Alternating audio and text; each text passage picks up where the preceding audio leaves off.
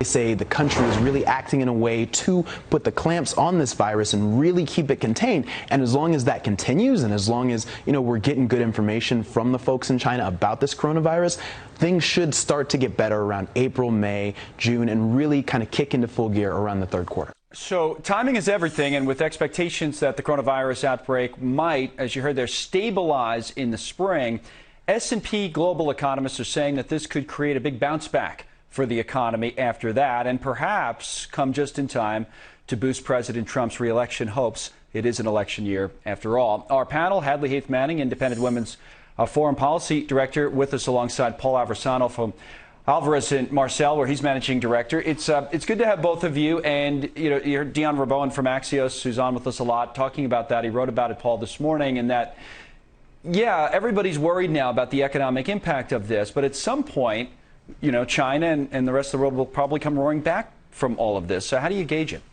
I'm a little skeptical. I mean, no one predicted the coronavirus. It was a black swan event. So I'm not sure how they could actually predict when it's going to end. I mean, from what I read, no one's even predicted we've hit the peak yet. And I think you also have to question whether you're getting valid data out of China. So I think it's very hard to make these type of predictions. That's interesting. So you think the risk is more kind of on the downside, so to speak, that things could get worse before they get better. And that's it, Hadley. You have to make a bet if you're going to, whether it's a political bet or just an economic bet, that things are going to get better in the second half of the year. You have to believe that first it will stabilize over there. Do you have confidence they can get it under control and as a result, get their economy turned around?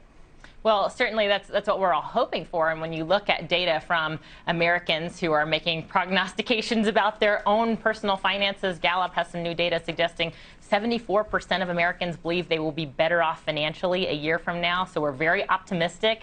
I'm optimistic about coronavirus. I'm also optimistic about our economy here at home. I think, with the end of the winter season, whether we're talking about in April, May, projection that transmissions of the coronavirus will be under control. We also tend to see a boost in consumer spending around the summer months anyway, because kids are out of school, people are taking vacations, it's warmer outside, people have activities, and the cold and flu and viral season is so much more than coronavirus that's keeping a lot of people inside, and we're getting lots of snow dumped on us here in Denver today. But this is going to happen, I think, naturally as we move into summer. People are going to enjoy the economy, enjoy all that the country has to offer, and it's going to be to the president's advantage politically. All right. Meanwhile, signs of a booming economy. January's blockbuster jobs report hitting a record 112 straight months of net job growth in the U.S. So, Paul, last month you had some doubts. Let's play it.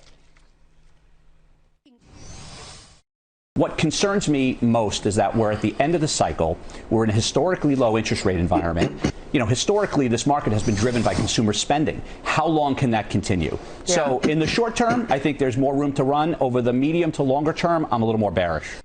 Mostly, I want to know if you were making it rain cash last time, why I didn't get any, and where the cash is this time. Right. But let me ask you, so do you feel any differently now? Well, you got me there on the Flashback Friday. So I guess, here to borrow a line from Joe Biden, which you probably don't hear much on this show, here's the deal, folks. Here's what I would say. Obviously, a very strong and healthy jobs report, which drives consumer spending, historically low interest rates, add fuel to that fire. We have a lot of positive things adding to the momentum. Trump's acquittal, walking back any potential war scenario with Iran, phase one China trade deal, and even tax cuts 2.0. I think, and I had said this last time, too, on the show, I think what you need to look out for is another black swan type event. If it's not the coronavirus, it's something else. And it's very difficult to predict that. But I think what most people say, when it comes to looking at the markets, and just even leadership or management in general, you can't get complacent when times are good. So I'm optimistic, but I also think people need to be prepared for another potential black swan event, particularly coming from outside the United States. Hadley, also, the news cycle is so fast. Anything could happen between now and the next election. It seems like it's around the corner, but in Trump time, it's a million years away. That's right. And certainly, we're not just limited to what happens within our country's borders, but global events, exogenous factors totally outside of our control, developments in foreign policy certainly weigh heavily on voters. We're going to see as, the end of the Democratic primary phase moves towards a general election, a lot of those debates are going to completely shift, and people will be paying attention to the issues that will drive the November election. Yes, although more taxes are always bad. Paul and Hadley, thank you. Thank you.